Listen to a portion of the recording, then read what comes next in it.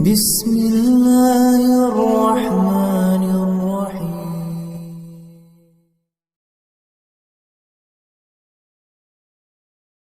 حضرت ربیع بن سلیمان رضی اللہ تعالیٰ عنہ اللہ کے ایک ولی ہو گزرے ہیں، ان کا ایک انتہائی پیارا واقعہ ہے۔ حضرت ربیع بن سلیمان رضی اللہ تعالیٰ عنہ کے اس واقعے پر اپنی گفتگو کو ختم کرتا ہوں۔ حضرت ربیع بن سلیمان رضی اللہ تعالیٰ عنہ فرماتے ہیں، میں حج کے لیے جا رہا تھا، میرا بھائی میرے ساتھ تھا، میں اپنے بھائی کے ساتھ حج کے سفر پر رواں دواں تھا، قافلہ حج کے لیے جا رہا تھا۔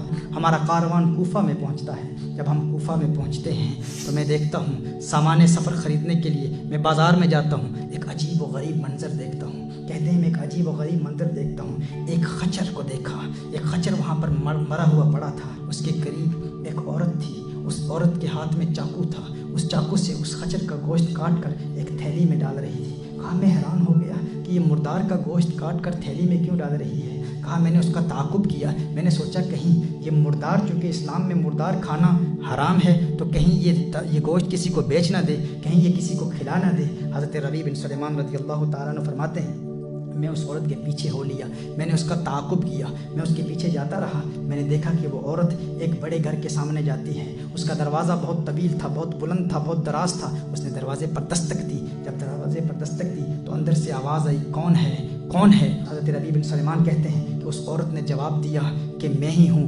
مصیبت کی ماری بدحال، دروازہ کھولو۔ انہوں نے کہا کہ جب اندر سے دروازہ کھولا گیا تو اندر 4 لڑکیاں تھیں۔ وہ عورت اندر گئی، جب اندر جاتی ہے تو ان لڑکیوں کو وہ گوشت دیتی ہے، مردار دیتی ہے، مردار کا گوشت دیتی ہے اور کہتی ہے اس کو پکا کے کھا لو، اللہ ہماری حقیقت کو جانتا ہے۔ حضرت ربیع بن سلیمان رضی اللہ تعالیٰ عنہ وہ کہتے ہیں کہ جب میں نے یہ منظر دیکھا میں پریشان ہو گیا۔ میں نے کہا یہ تو مردار ہے، مردار کھانا حرام ہے، مردار کھانا ناجائز ہے، یہ اپنی بیٹیوں کو مردار کیوں کھلا رہی ہے، یہ مردار کیوں کھا رہی ہے، یہ گوشت کھانا حرام ہے۔ میں نے فوراً کہا، اے اللہ کی بندی، کیا تو نہیں جانتی یہ کھانا ناجائز ہے، یہ کھانا حرام ہے؟ اس نے کہا تو کون ہے، تو کون ہے؟ حضرت ربیع بن سلیمان کہتے ہیں میں نے کہا میں ایک پردیسی ہوں، ایک مسافر ہوں، یہاں سے گزر رہا تھا، تجھے دیکھا میں نے، تو مردار خچر کا گوشت کاٹ رہی ہے تو میں نے تیرا تعاقب کیا۔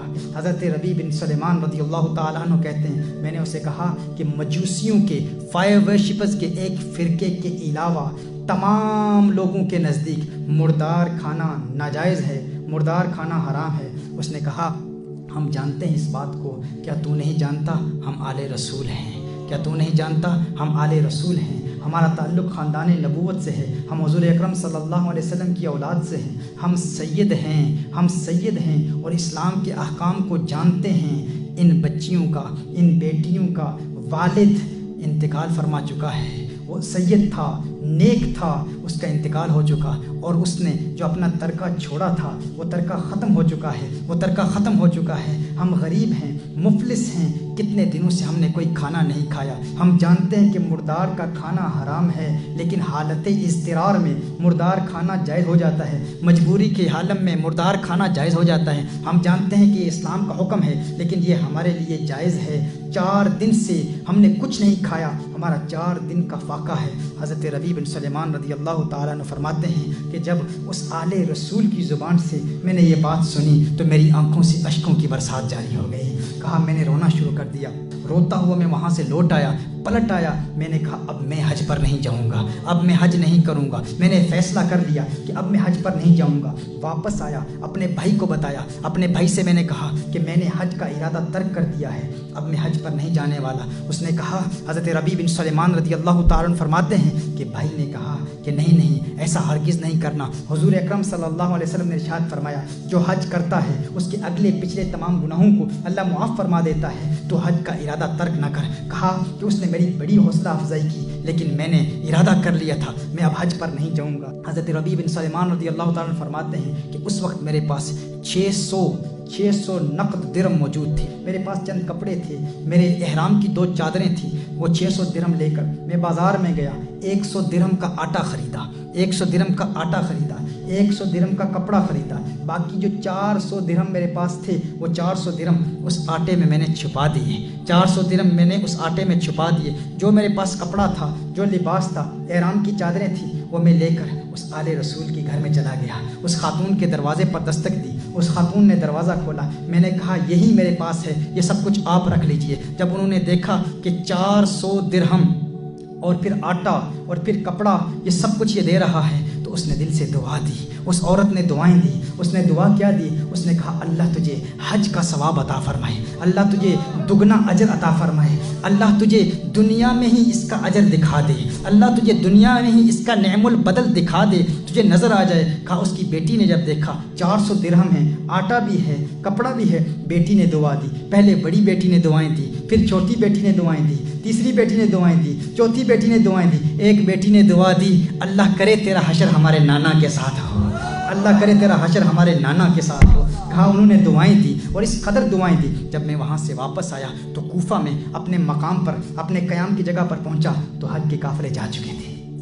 کہا میں بہت پریشان ہوا، دل میں بڑی پریشانی محسوس ہوئی، دل میں یہ تمنائیں مچل رہی تھی، یہ آرزویں تھیں، یہ خواہشات تھی کہ میں حج کے لیے آیا تھا، قافلہ چلا گیا، میں کوفہ میں ہی رہ گیا، کاش کہ میرا بھی بلاوا آ جاتا، کاش کہ میں بھی حج پر چلا جاتا۔ کہا میں وہیں انتظار کرتا رہا یہاں تک کہ حج کے قافلے جو حج کے لیے گئے تھے، حج کے وہ قافلے واپس آنا شروع ہو گئے، کاروان حج واپس آنا شروع ہو گئے۔ جب حاجیوں کی واپسی کا میں نے سنا تو میں نے ارادہ کر لیا، ایک پختہ عزم کر لیا کہ میں ہر حاجی کا استقبال کروں گا، ہر حاجی کا استقبال کروں گا اور ان سے دعائیں لوں گا، کیونکہ ان کی دعائیں اللہ کی بارگاہ میں مقبول ہیں۔ ابھی حج کی سعادت حاصل کر کے وہ واپس آ رہے ہیں، تو میں ہر حاجی سے ملاقات کروں گا اور ان سے کہوں گا کہ میرے لیے دعائیں کرنا۔ کہا حضرت ربیع بن سلیمان رضی اللہ تعالیٰ عنہ نے، وہ کہتے ہیں کہ میں حاجیوں کے استقبال کے لیے گیا، جب حاجیوں سے ملا تو میں نے کہا اللہ تمہارا حج قبول فرمائے، اللہ تمہارا حج قبول فرمائے، اللہ تمہاری عبادت قبول فرمائے، تجھے اللہ نے حج کی سعادت سے نوازا، اللہ تمہاری عبادتوں کو قبول فرمائے،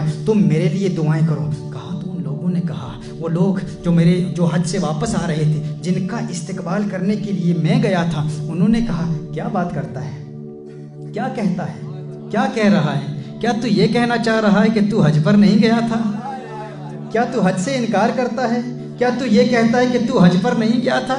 عرفات میں ہمارے ساتھ کون تھا، مطاف میں ہمارے ساتھ کون تھا، رمی و جمرات میں ہمارے ساتھ کون تھا، تو ہمارے ساتھ طواف بھی کرتا تھا، میدان عرفات میں بھی تھا، شیطان کو کنکریاں بھی مارتا تھا، آج ہمیں کہہ رہا ہے کہ اللہ تمہارا حج قبول کرے، ہمیں کہہ رہا ہے کہ ہمارے لیے دعا کرو، ارے تو ہمارے ساتھ تھا۔ وہ کہتا ہے میں نے کہا اللہ یہ کیا ماجرا ہے، یہ کیا مسئلہ ہے، یہ تیرا لطف و کرم ہے، میں حیران و پریشان، ارے میں تو کوفہ میں ہوں، یہ کہہ رہے ہیں میں حج پر گیا تھا۔ کہا اتنے میں دیکھتا ہوں کہ میرے شہر کے لوگ بھی واپس آ رہے ہیں، جو میرے محلے کے، میرے علاقے کے لوگ جو حج کے لیے گئے تھے، میں نے دیکھا وہ کاروان بھی واپس آ رہے ہیں، وہ قافلے بھی واپس آ رہے ہیں۔ میں نے کہا ان سے ملاقات کر لوں، ان کے پاس گیا، ان سے کہا میرے لیے دعا کرو، اللہ نے تمہارا حج قبول کیا ہے، میں تمہارے لیے دعا کرتا ہوں، تم میرے لیے دعا کرو، اللہ تمہاری سعی مشکور فرمائے، اللہ تمہاری عبادتوں کو قبول فرمائے۔ وہ کہہ رہے ہیں یہ تمہاری کیا کہہ رہا ہے، کیا تو ہمارے ساتھ نہیں تھا؟ طواف کے وقت تو ہمارے ساتھ تھا، عرفات کے میدان میں تو ہمارے ساتھ تھا، عبادت میں تو ہمارے ساتھ تھا، مزدلفہ میں تو ہمارے ساتھ تھا، مینا میں تو ہمارے ساتھ تھا، تو ہمیں کیا؟ میں نے کہا ارے میں تو کوفہ میں رہ گیا تھا، میں کہاں آپ کے ساتھ تھا؟ کہا میں حیران و پریشان۔ اچانک ایک صاحب میرے سامنے آتے ہیں، وہ کہتے ہیں تو یہ کہتا ہے تو حج پر نہیں تھا، تو یہ کہتا ہے تو حج پر نہیں تھا؟ ارے یہ تھیلی دیکھ لے، یہ تھیلی دیکھ لے۔ جب مسجد نبوی شریف میں رسالت مآب صلی اللہ علیہ وسلم کی بارگاہ میں حاضری کا شرف حاصل کرنے کے بعد، سلام عرض کرنے کے بعد، جب ہم مسجد نبوی شریف میں حضور اکرم صلی اللہ علیہ وسلم کے مواجہہ اقدس میں سلام عرض کر رہے تھے، سلام عرض کرنے کے بعد باب جبریل سے جب ہم باہر نکلے تو بھیڑ بہت زیادہ تھی، ازدحام بہت زیادہ تھا، اس وقت تو نے مجھے یہ تھیلی دی تھی، یہ تھیلی امانت ہے، اسے واپس لے لیں۔ میں پریشان حیران، ربیع بن سلیمان کہتے ہیں میں کہہ رہا تھا یہ کیا کہہ رہے ہیں؟ میں نے تھیلی دیکھی، اس تھیلی پر لکھا تھا من عاملنا ربحہ، من عاملنا ربحہ، من عاملنا ربحہ، جو ہمارے ساتھ کاروبار کرتا ہے نفع اٹھاتا ہے، جو ہمارے ساتھ معاملہ کرتا ہے نفع اٹھاتا ہے۔ میں حیران پریشان، خدا کی قسم ساری زندگی میں نے اس تھیلی کو کبھی دیکھا بھی نہیں تھا، میں نے تھیلی کو دیکھا، حیران ہو گیا، تھیلی لے کر گھر واپس آیا، عشاء کی نماز ادا کی۔ کہا عشاء کی نماز ادا کرنے کے بعد کچھ وظائف تھے، وظائف پڑھے، وظائف پڑھنے کے بعد آنکھیں بند ہوئیں، سو گیا، آنکھ بند ہوئی، دل کی آنکھ کھل گئی، قسمت نے انگڑائی لی، کونین کے والی، خسرو خوباں، سیاہ لامکاں، نازش ہر دو جہاں، مالک کے ارض و ہفت آسماں، چارہ سازے درد منداں، فخر رسولاں، آمنہ کا لال میرے سامنے موجود تھا۔ आमना का लाल मेरे सामने मौजूद था, मदीने वाले आका सल्लल्लाहु अलैहि वसल्लम मेरे सामने मौजूद थे। आका मुस्कुरा रहे हैं, मुस्कुरा रहे हैं। मैंने सलाम अर्ज़ किया, आका ने जवाब इरशाद फरमाया। मैंने दस्तबोसी का शर्फ हासिल किया, मैंने आका के हाथ चूमे। आका ने फरमाया, है रबी बिन सलेमान, है रबी बिन सलेमान, अब कितने गवाह चाहता है, कितने गवाह चाहता है, कितने गवाहियाँ चाहता है। अरे इतने गवाह पेश कर दिए, अब भी नहीं मानता कि तूने हज किया है। और कितनी गवाहियाँ चाहता है, कितने गवाह चाहता है, कितने विटनेसेस चाहता है। तू है कि मानता नहीं, तू है कि तस्लीम नहीं करता, कहता है मैंने हज नहीं किया। आका ने इरशाद फरमाया, सुन सुन सुन, जब मेरी आल की तूने खिदमत की थी, जब मेरी आल की तूने खिदमत की थी, जब हज को मुलतवी किया था मेरी आल की मोहब्बत में, मेरे ख़ानदान की मोहब्बत में, जब तूने हज को मुलतवी किया था तो मैंने उसी वक्त अल्लाह की बारगाह में दस्ते दुआ बुलंद किए थे। मैंने कहा है अल्लाह इसको इसका नेमुल बदल दे दे, इसको इसका अजर दे दे, इसको इसका सवाब दे दे। कहा मैंने दुआ की थी। मैं अक्सर ये शेर पढ़ता हूँ, तेरी दुआ न असर से कभी मलूल हुई, इधर जुबान से निकली उधर कबूल हुई। मेरे आका सल्लल्लाहु अलैहि वसल्लम ने इरशाद फरमाया, मैंने दुआ की थी, अल्लाह के बारगाह में इल्तिजा की थी, है अल्लाह इसे नेमुल बदल अता फरमा दे। जब मैंने अल्लाह की बारगाह में दुआ की तो अल्लाह ने उसी वक्त एक फरिश्ता तेरी सूरत पर पैदा कर दिया था। अल्लाह ने उसी वक्त एक फरिश्ता तेरी सूरत पर पैदा कर दिया था और अल्लाह ने उस फरिश्ते को हुक्म फरमाया, मेरे नबी की आल से प्यार करने वाले का अजर ये है फरिश्ते तू रबी बिन सलेमान की सूरत में क़यामत तक हर साल हज करता रहे, हर साल हज करता रहे, हर साल हज करता रहे। मेरे आका सल्लल्लाहु अलैहि वसल्लम ने इरशाद फरमाया कि वो जो 600 दिरहम तूने दिए थे ना, अल्लाह ने उसका मुतबादिल दुगना करके दे दिया। तूने 600 दिरहम दिए थे, अल्लाह ने उसका मुतबादिल 600 दीनार, 600 सोने की अशरफियाँ दे दी, 600 सोने की अशरफियों में बदल दिया है। फिर मेरे आका सल्लल्लाहु अलैहि वसल्लम ने इरशाद फरमाया, तू अब अपनी आंखें ठंडी कर, अपनी आंख ठंडी कर, अपनी आंख ठंडी कर। मेरे आका ने इरशाद फरमाया, हज़रत रबी बिन सलेमान कहते हैं, ख्वाब में देखता हूँ आका सल्लल्लाहु अलैहि वसल्लम का आखिरी जुमला क्या था, मदीने के ताजदार का आखिरी जुमला क्या था। आका ने फरमाया, मन आमलना रबिहा, मन आमलना रबिहा, मन आमलना रबिहा। जो हमसे कारोबार करता है नफ़ा उठाता है, जो हमसे मामला करता है नफ़ा उठाता है। आका याद दिला रहे हैं, उस थैली को ना भूलना, उस थैली को ना भूलना। थैली कौन सी थी?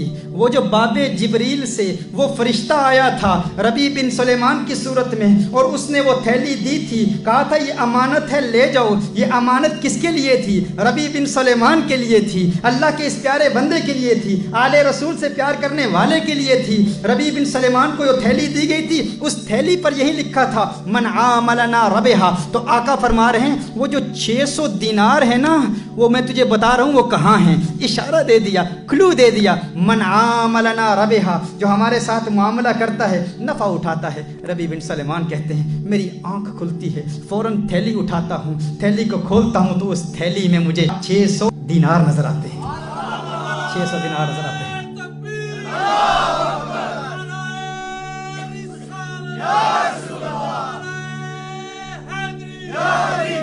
मोहतरमा हिब्बा, यही पैगाम है।